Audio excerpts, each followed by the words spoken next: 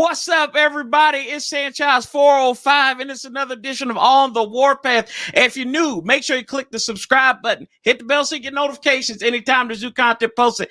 And as always, like, comment, share this video out because, y'all, we talk Washington football team all the time. But we might go in a different direction because they always say the revolution will not be televised, but the experience is.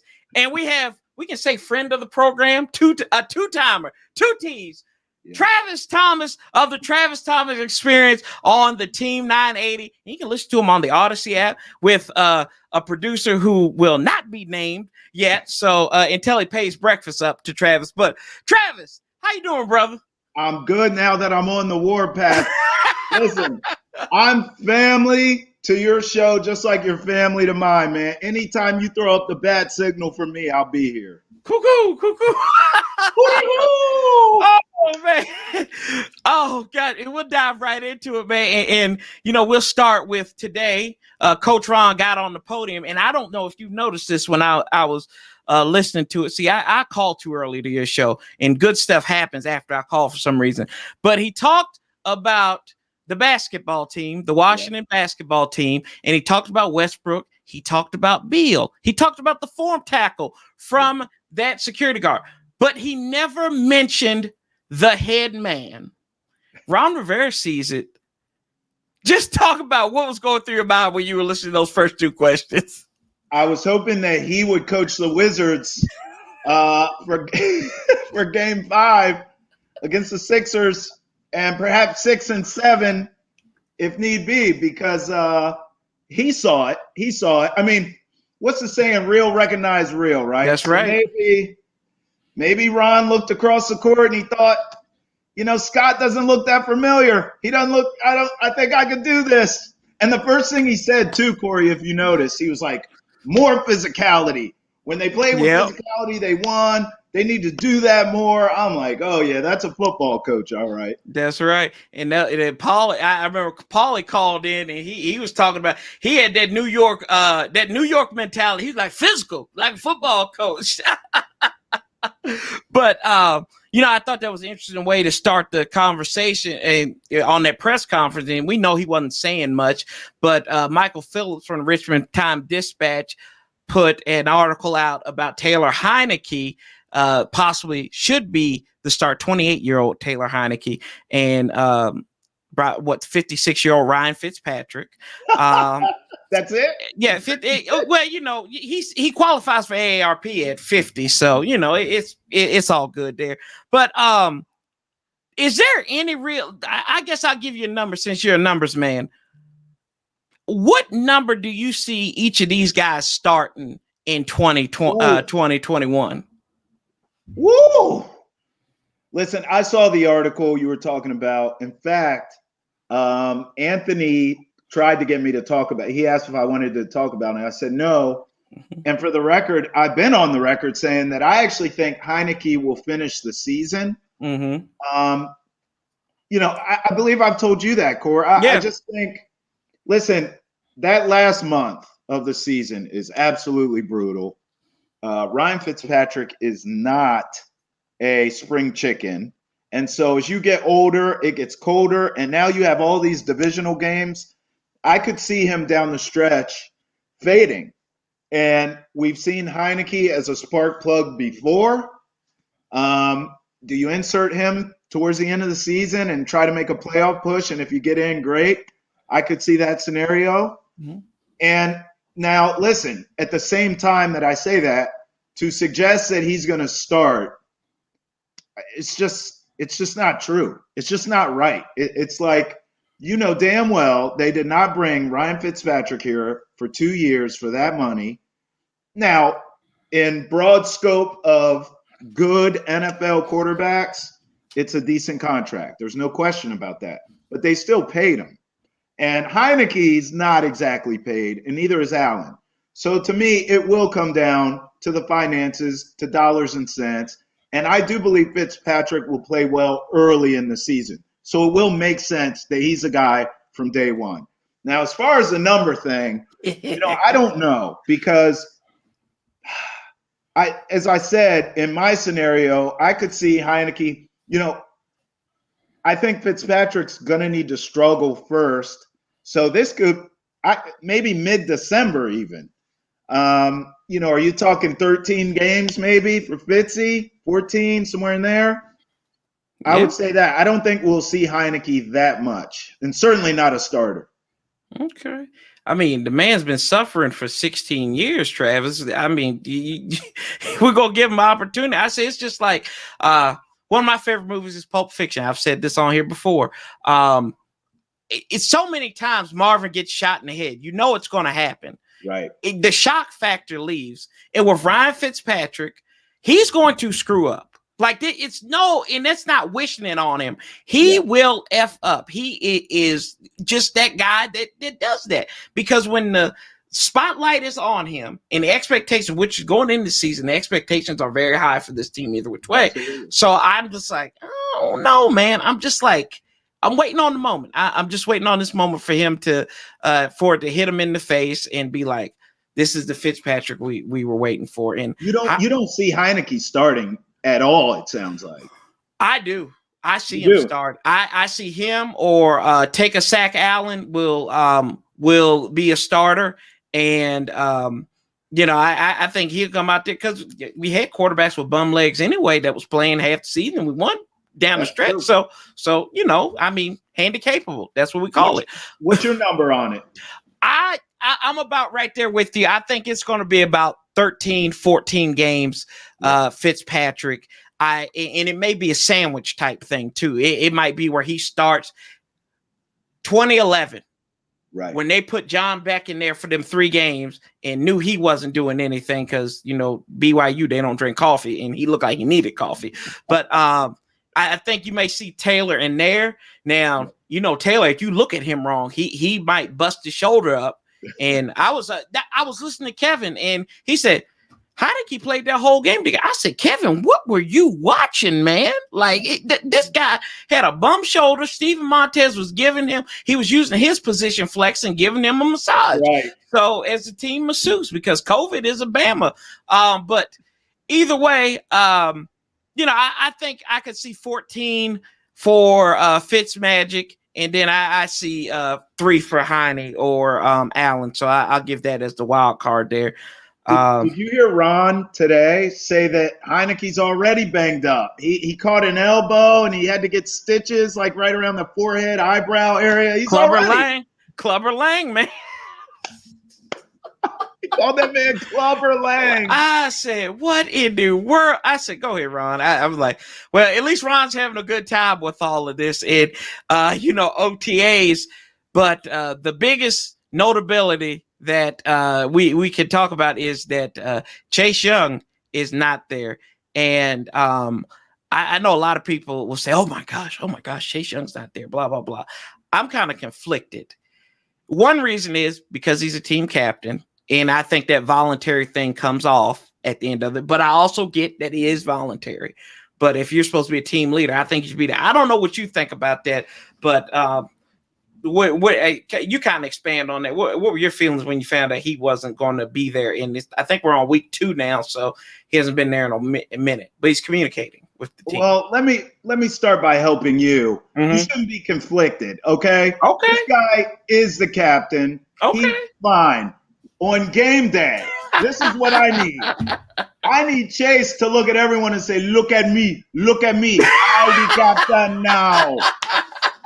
If he does that on Sundays, no problemo. If he doesn't, then I say, you need to start making these voluntary workouts. But, I mean, in all seriousness, he's been putting out videos. Yeah. He's in shape. He'll be fine. We'll all be fine. Everyone needs to calm down when Chase Young isn't there. Montez Sweat in there. Who cares? I'm good with it.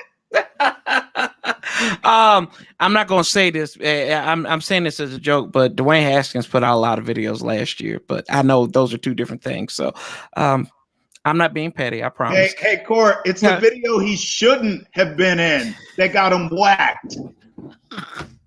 Strip Club Simba. The circle of life.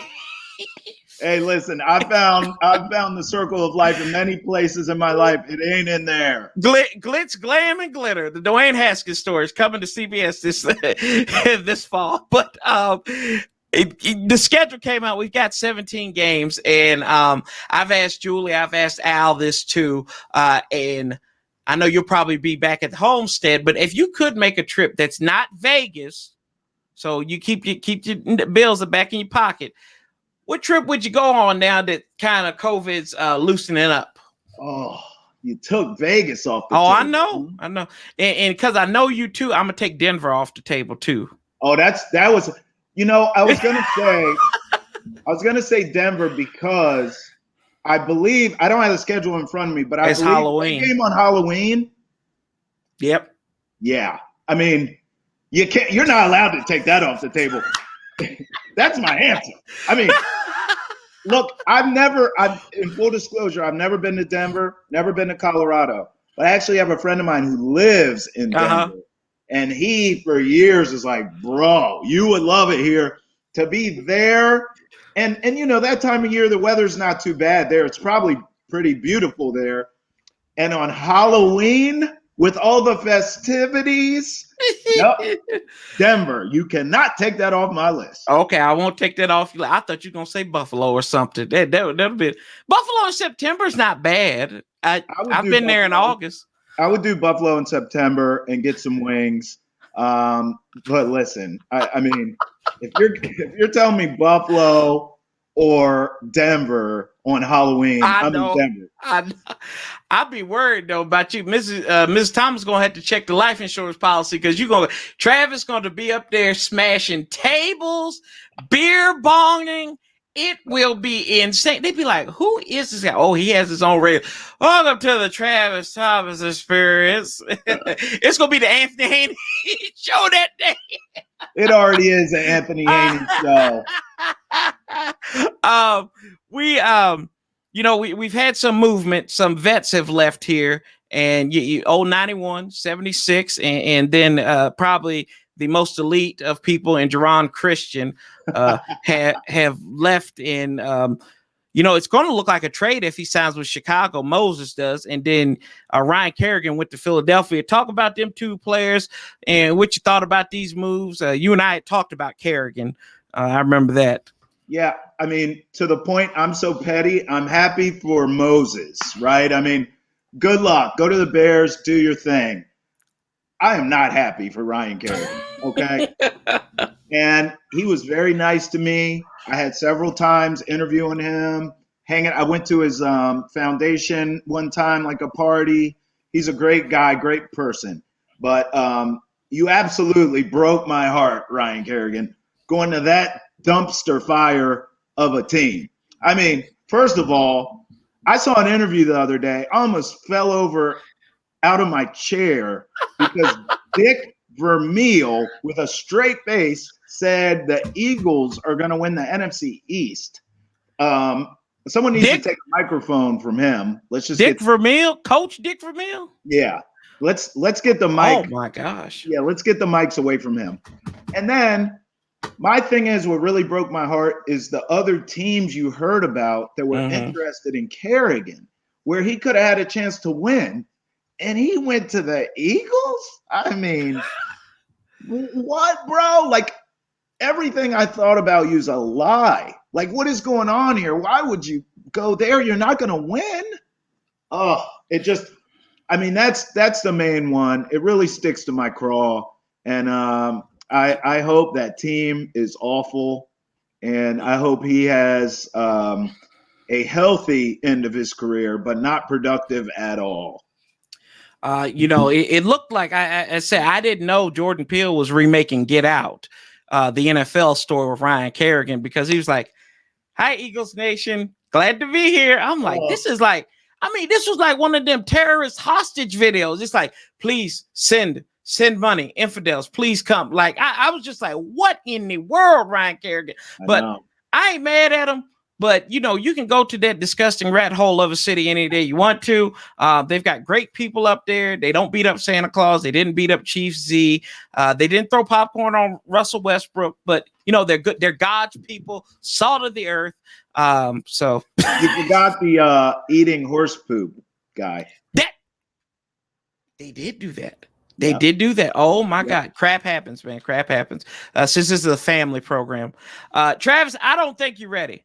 I don't think you're ready for Jay-Z and that jelly to come to DC. But Jay-Z reportedly is divesting assets to make a dive at owning a stake in the Washington football team. So Dan Snyder's going to be wearing Rockaware and them Timbs. Good God, man. But I broke him already. I broke him. If Rockaware and Timbs have stock, the day Dan Snyder does that, the stock will tank. It'll go Johnny Rocket down. Oh my gosh.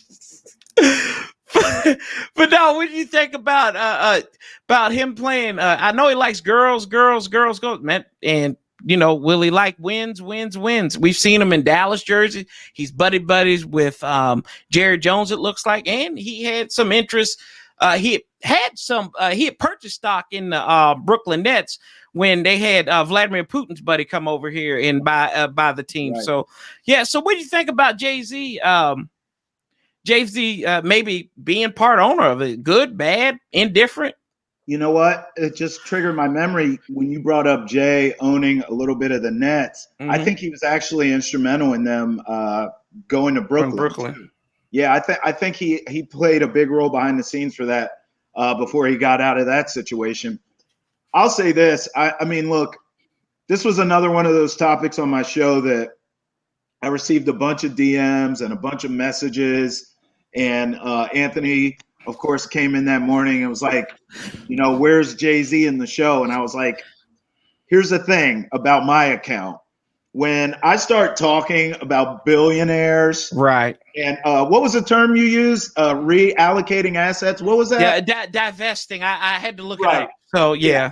Okay, so again, just to review, when we start talking about billionaires' money and divesting assets, what about when our boy Dan Snyder bought out the minority ownership for this team? You know, the very seat that Jay-Z's trying to get in, and he had something called where he could go back and actually add to his debt. He could say, no, I want my debt to grow by hundreds of millions of dollars because I need to buy out these people. And he got the money. So since my account doesn't work like that, and we are in a negative range right now, we're like overdraft fee range. I don't really ever like to talk about, like, to me, and Jay-Z's my favorite rapper of all time. If he becomes a minority owner of this team, awesome. If he doesn't, wah. Where's the season? Can we play some ball, please? So we got 99 problems, but Jigga Man ain't one. So this, oh man, that would be. Look, I said I'm petty. I saw him in that Quincy Carter jersey. I was like, nah, I'm good. I said I can't do that. Hey, you sleeping with the wrong enemy. But you know, and on a serious note, Barbara Roberts was signed for was not signed, but she's been hired as the team psychologist. And I thought I was actually driving up the road and listening to you, and you and I have had the similar feeling about this. And I've sat with my fiance, and she told me about, like, no, Corey, you need to look at it this way about these athletes and their, you know, I just thought they wanted a day off. Now, Kyrie, I don't know about him. I just think he's sniffing on that flat earth. But, you know, kind of talk about what you talked about on the show, and, like, you know, with Osaka and everything, and you know, how Washington has made this really progressive step in the field of mental health for the players. Yeah, well, first of all, kudos to you and I for evolving, because I think so oftentimes in our society, you know, people dig in their heels, and there's a lot of divisiveness out there from everything from politics to sexuality to race relations to stances on this or that to right down the aisle, right? Left or right, what is it? And it's just like, you know, you and I both felt once upon a time, not really that long ago, at least in my case, where these athletes, it was kind of like when we were kids and you didn't want to go to school, so you'd be like, "Oh, I'm sick, Mom," and your mom either believed you and you could stay home, or she'd be like, "Get your ass up and go to school. I know you're faking." That's kind of how my mind always worked before I was enlightened. I would always think, "You're making millions of dollars. How dare you, say you need some time off to recharge or to reflect? So do I, and I'm busting my arse every day." And so my wife, who works in mental health, she's a mental health care professional, and she really hit me to the game. Right. Real life situations that people are going through, and how that world actually needs more exposure.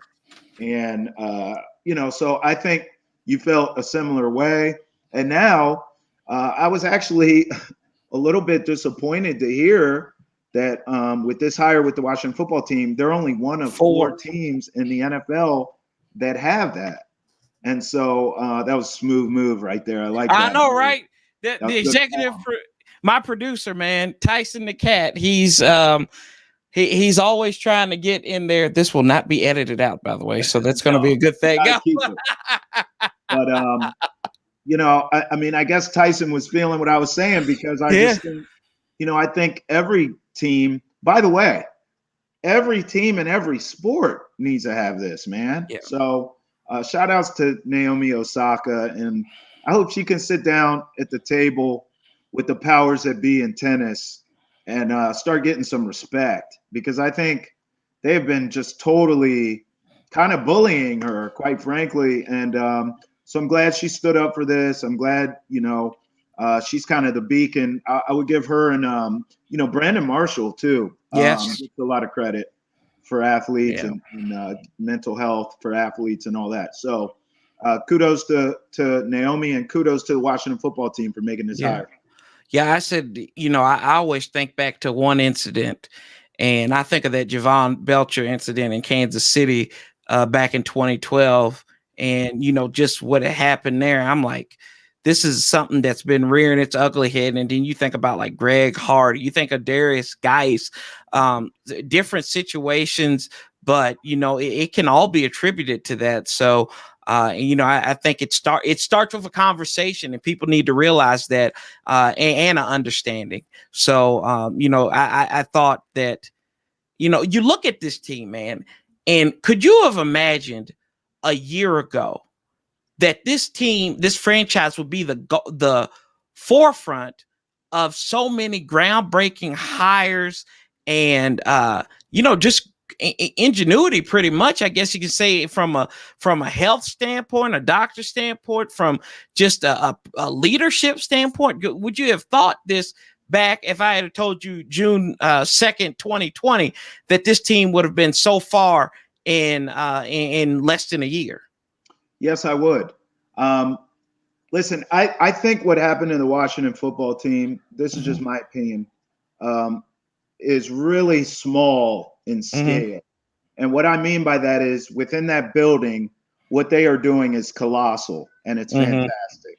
But in the grand scheme of what needs to happen, if you zoom out, right, and you kind of take a monolithic look at things, this needs to happen across all industries, corporations, platforms. I mean, you talk about systemic racism, and you talk about systemic sexism, and you talk about, I mean, these things are systemic and have been a part of our society forever. And it's just, it's 2021, and we've been through a lot, not just as a country, but as a world, quite frankly. We've had real world issues for decades now, centuries, right? So it's just like, to me, I just think the Washington football team should be, in a lot of ways, a roadmap or a blueprint. Now, it's not like either, Corey, they haven't went through some things, right? Like, let's not act like this all came from this organic place. Exactly. This came from some heavy stuff, and there needed to be immediate change. And I think they've done a tremendous job of making that change. But I look at what they do, and I think this should be happening at a lot more companies, in my opinion.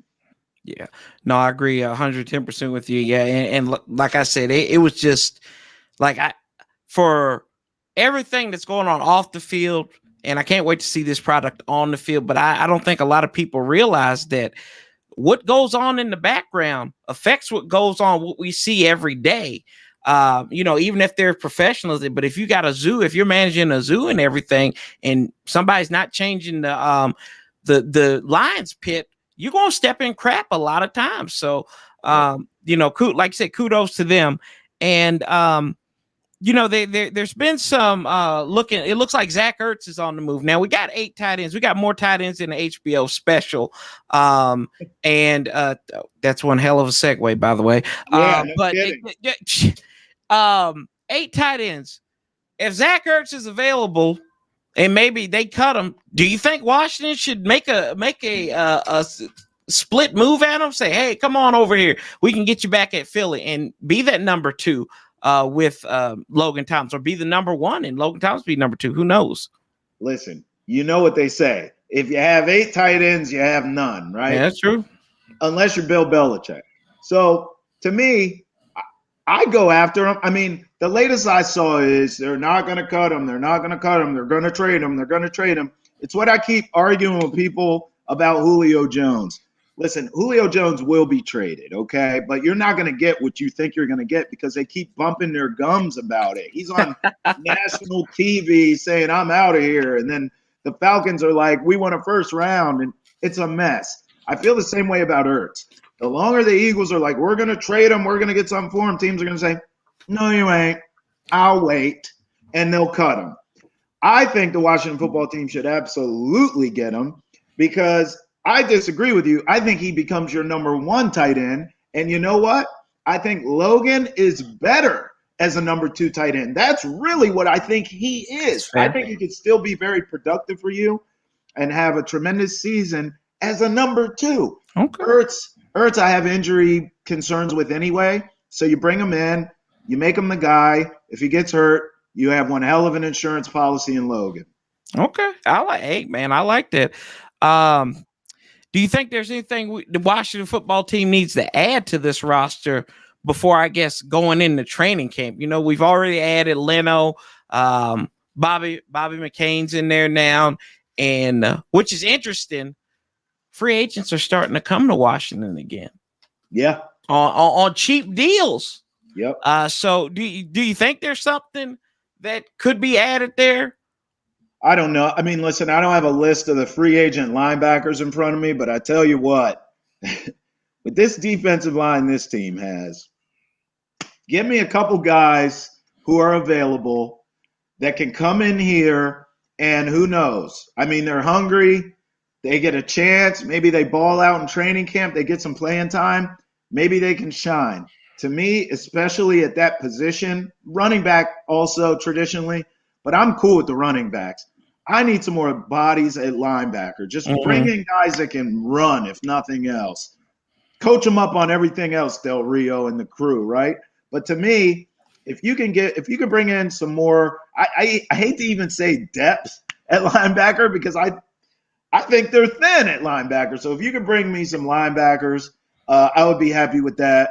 Other than that, I'm looking forward to camp, to be honest. And you know who I'll have my eye on at camp? And I'm sure you and I will talk before then, and my list will grow to 100 people. But right away, I'm thinking, honestly, of Taylor Heineke. I want to see what he does with a full camp. Mm-hmm. I want to see what he does with more reps with the first team. It won't be a ton, but it will be enough. I want to see how he kind of conducts himself as someone who probably feels as though he should be starting, given his last performance.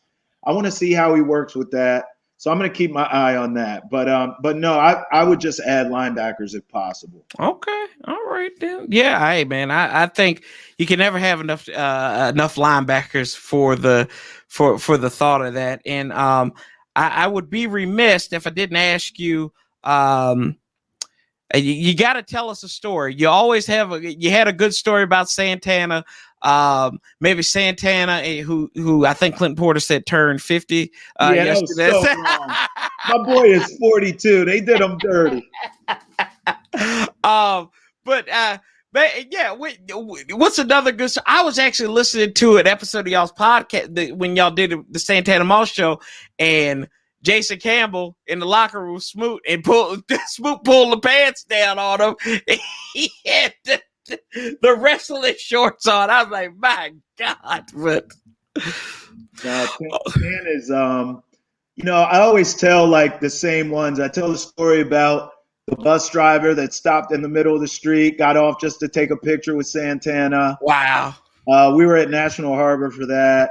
And this city bus just stopped literally. I'll tell you a bunch real rapid fire. So this city bus stopped in the middle of the street, stopped traffic, people honking, what the hell? Runs off the bus, comes, shakes Tana's hand, takes a picture. He just mushed me out the way. I mean, if I was security for Tana, I would have took an L. He would have fired me. Dude just mushes me, gets his picture, like selfie style with Tana, runs back to the bus, drives off. I tell that one. He's full of. I have so many Santana stories, man. He's just an incredible person, man. Honestly. Yeah. Like he's so different. He's coming from where he comes from.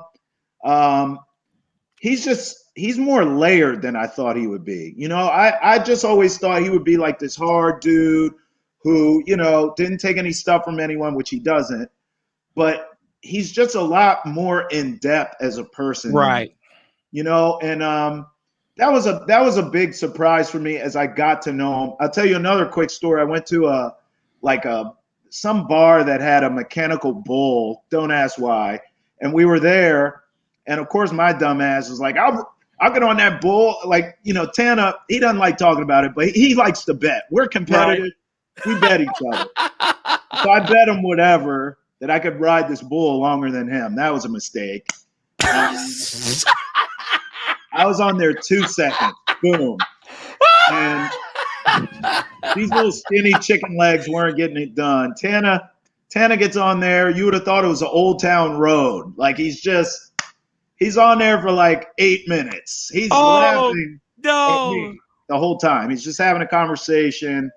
It was pretty disrespectful to me. Thanks a lot, Tan. That's hilarious, man. Oh my God. I tell the story of I think I told you this before. I can't remember. I tell these so many times I lose track. So I'm just giving you rapid fire. I took his Range Rover one day. Yeah. He was just like, hey, take it. We were going point A to point B. He's like, just drive the range. I'm like, what? And I got in, bro, and it was like Kit from Knight Rider. Like he had all his own settings. And I turned on the car, and it was like the title was like Tana's R&B Jams or something. It was just like Jagged Edge and New Edition, and Jodeci and Drew Hill. I was like, what is happening? He's just Tana's, man. That's my brother, man. I hit him up yesterday and wished him a happy birthday. And I was like, what you getting into? He was like, man, I'm real low key this year. I was like, all right, well, next year we'll be, knock on wood, fully out of this pandemic. We got to do something big, man. I see what you did there. I just see. I will tell you, I'm going to share a funny story with you. So we were sitting here listening to Anna, my fiance. She came back from Ohio for the weekend, and we were sitting there listening to you, and Roberto came on there talking about beer. Anna looks at me, right, and she says, Corey, we left the beer in the fridge. She brought some craft beers from Ohio, and she said, Corey, go get the beer. Go get the beer. It's in the fridge. I said, oh, shoot. And we went in there. So Anna wanted me to tell Roberto, thank you for reminding Corey to get the beer out of the freezer. And she is a huge fan of yours, sir. She enjoys listening to you. She's got some favorites. She told me today, leave Anthony alone about going to Philadelphia and everything. So, but that brother better bring your breakfast, or I'm gonna have to make a 7.5 hour drive, get on Metro, and be like, You might as well get him to dress up like Dave Chappelle and Prince and bring the pancakes in there. He claims he's bringing it tomorrow. I'm telling you right now, too, if you make that journey and you hop on a metro to go anywhere, we are going to Penn Quarter Sports Tavern. Oh, yes, we are. Where you, sir, you have a fan and the owner named Mike Brand, dear friend of mine, great guy, and tremendous businessman and just a good person, loves you. He says every time Corey calls, I'm laughing. He's so funny. I love that guy. So I told him, I was like, dude, Corey lives far away. But I said, if you're ever in town, I'll bring him in myself. He was like, whatever he needs, he'll run the joint. So I'm telling you, man. Oh, VIP God. status if you come here. VIP status, bro. And tell the queen, man, that I appreciate it. And I'm a big fan of yours, which means I'm a big fan of hers. So yes, man. I appreciate the love. And anytime I can get people thinking about beer before noon every day, I've done my job. Yeah, you have. Yeah, you have. I will tell you that because I'll be sitting at work sometimes and I'm like, I'm ready to have I'm ready to have a drink on the Travis Thomas experience. So, but Trav, man, it's always a pleasure to have you on here. You are my first guest since I hit 2,000. So it is it's a pleasure to have you on here as I start this celebration and moving on to 3K because we're starting something special here. And when I say we, it's everybody that is, it's the guests like you. It's the people who comment on this, that share it out and everything. And the people who have helped me. So, I appreciate you coming on here, brother. And we definitely know this ain't going to be the last time because, we got a lot more stuff to talk about. We could talk about your best friend, Scott Brooks. But look, I'm going to tell you this because somebody said I didn't think that. Now, we need to get your cousin as the head coach. Who? Sam Cassell. We got to get your cousin on here. And with that, y'all. Hey, congrats on 2,000 and beyond, man. Hey, listen, man, you got big things coming, man. I can see it. Everyone can see it that's around you, man. So shout outs to you and what you're doing. And listen, Sam Cassell can't hold my jock strap. I'm more of a Popeye Jones type. He said he got the Stackhouse too. The Pistons done blown up. Hey, y'all, I'm Sanchez 405. Love, peace, and hell. And we'll be talking to you real soon. I'm out.